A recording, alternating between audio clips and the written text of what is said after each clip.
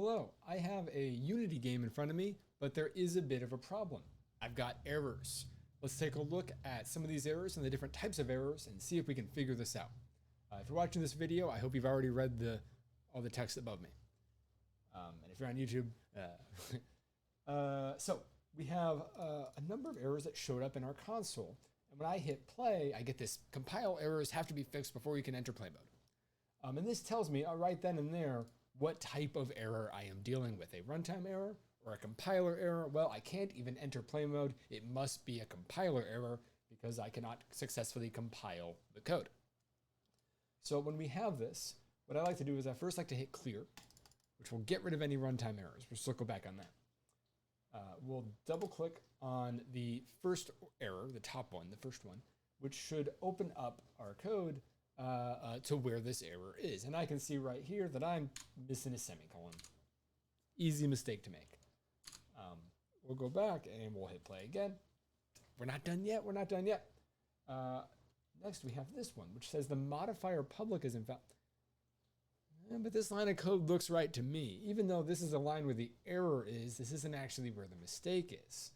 And that happens a lot when we are missing curly braces. Missing curly braces are very difficult to debug because they throw off the computer's ability to parse the syntax and the compiler's ability to know what it's doing. So it's not very able to give you a very useful error message. It just eventually hits something that it isn't ready for because a previous thing was not closed or ended correctly. In this case, this if statement wasn't ended, but actually the real problem is that the function wasn't ended. And you can't have public things inside of a function. So that's why we got that error. So let's fix that. Add the curly brace. Compile in Unity. And we are back. We can hit clear. We have nothing there. We can hit play. We can enter play mode. Aha. Another error. This was not a compiler error. This is a runtime error because it happened while I was in play mode. Maybe I'm not paying a lot of attention. Maybe I go write some more code. Maybe I make another mistake and I see some more errors here. And I go, oh, well, let me try to fix that error there. Great. Now I'm ready to get back into play mode.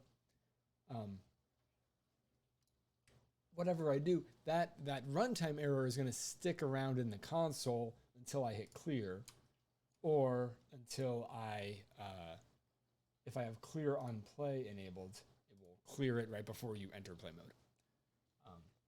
So that runtime error stays in the console. Even as you make more compiler errors and then go fix those compiler errors, you may look at this and go, but there's no error here, right? The code's fine. I can't figure it out. And you just have to remember that it's a runtime error and not a compiler error. The difference comes from the errors you get. The word exception often means runtime error. And you'll, as you code a lot and you encounter these bugs, you'll figure out which ones just by name are runtime errors and which one are compiler errors. But my little secret for you is to just hit the clear button and try to get rid of them. If they go away, it's a runtime error. If they stick around, it's a compiler error. Okay. In this case, that error is caused by this null reference. So we can fix that. Now it is not referencing nothing. It is referencing something, and I should be able to enter and play the game.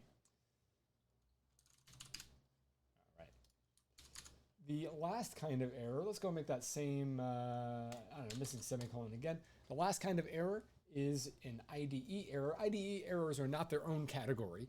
There's just another presentation of potential problems of your code, usually syntax issues or compiler errors.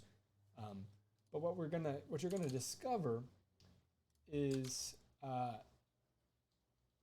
the messages might be different.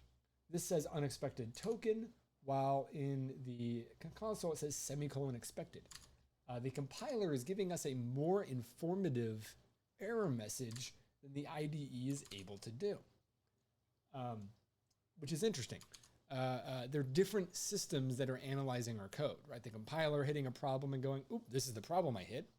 And your IDE, in this case JetBrains Writer, but maybe IntelliSense in VS Code or OmniSharp or Microsoft Visual Studio's thing, which I think is IntelliSense. I don't remember.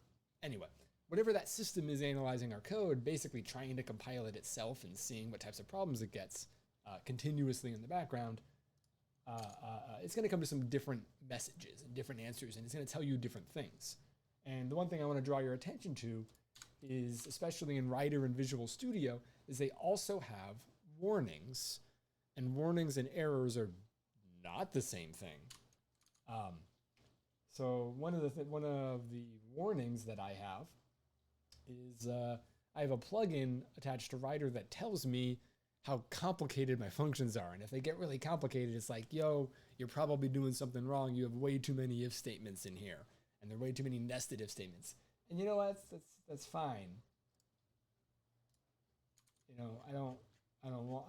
It's fine. Whoops, what did I do? Oh, I undid and I redid an error. Right, I can disable that with a comment, or I can just tell Writer that this is just not something I care about. You, Writer, warning me about. And knowing that you can go in and change these settings, this one, the green underlines a spelling mistake, but we can add that word to my dictionary. Knowing you can go in and change these warnings or suppress the warnings, or hide all of your warnings, I believe, with this button. Well, it's underneath with this button down here. Say, okay, well, hold on. Let me just look at warnings for a little bit, or errors, or send, whatever it is. That can be very helpful as well. So you don't have to worry too much about your code style and your other messages that don't matter. It is important, and it's good that Writer gives us these suggestions, but it can clutter up and add a lot of noise for beginners who don't care about that stuff. So be aware. All that, what Unity cares about at the end of the day is just the text, and it's a completely different system that's gonna compile it and come to its own answers.